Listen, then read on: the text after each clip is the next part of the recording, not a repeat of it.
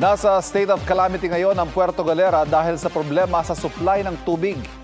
Sinisikap namang hindi matulad dyan ang Metro Manila lalo't patuloy na bumababa ang level ng Angat Dam bunsod ng madalang na pagulan. Nakatutok si Katrina Son. Panghatak ng mga turista ang dagat at buhangin ng Puerto Galera sa Oriental Mindoro. Pero ilang buwan na pala nila ang problema ang tubig. Ayon sa LGU, sa 13 barangay sa Puerto Galera, 11 ang apektado ng water crisis. At may mga sityo pa umano na wala nang mapagkukunan ng tubig. Pero bunsod po ng El Nino at dumadaming consumer ay talagang nagkaroon po ng problema muli ang ating supply ng tubig. Kaya isinailalim ang Puerto Galera sa state of calamity.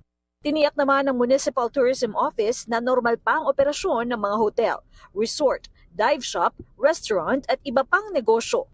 Sabi mismo ng Pag-asa, nasa 120 mm pa lang ang naitalang rainfall amount sa bansa ngayong buwan as of June 20. Kalahati ng dapat nila ay projected rainfall sa buong Hunyo. Dahil sa pagdalang ng mga ulan, patuloy na bumababa ang level ng Angat Dam na pangunahing pinagkukunan ng tubig ng Metro Manila. Yung critical level kasi na binabantayan natin sa Angat is 160 meters. So, bali ito yung level ng tubig sa Angat kung saan possible magkaroon na tayo ng deficiency dito sa supply ng tubig.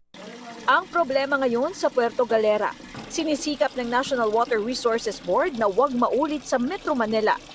Noong 2010 at 2019 kasi, nagrasyon ng tubig sa ilang lugar dahil din sa pagbaba ng tubig sa Angat Dam.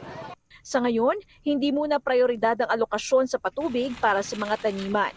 Nag-i-inspeksyon din ang NWRB sa mga standby deep well na pwedeng pagkunan ng dagdag supply ng tubig. Tinututukan din ang mga alternatibong water source tulad ng Laguna de Bay, mga water treatment facilities sa Parañaque, Cavite at iba pang pasilidad na maaaring makatulong kung kakailanganin. Tuloy-tuloy rin daw ang paghahanda ng mga water concessionaire. Marami na tayong ginawa over the years para hindi tayo masyadong dependent sa Angat Dam. Maynila already has 3 water treatment plants sourcing water from Laguna Lake. Sa ngayon, 24/7, meron tayong tubig dito sa ating East Zone customers and Rizal. Sisikapin po namin mananatili po yung ganyang experience. Hopefully, until the 4th quarter of this year, magiging sufficient siya sa ating mga supply needs.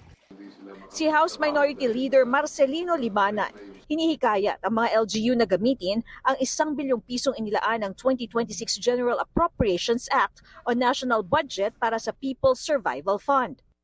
Katrina Son, Nakatutok, 24 Oras.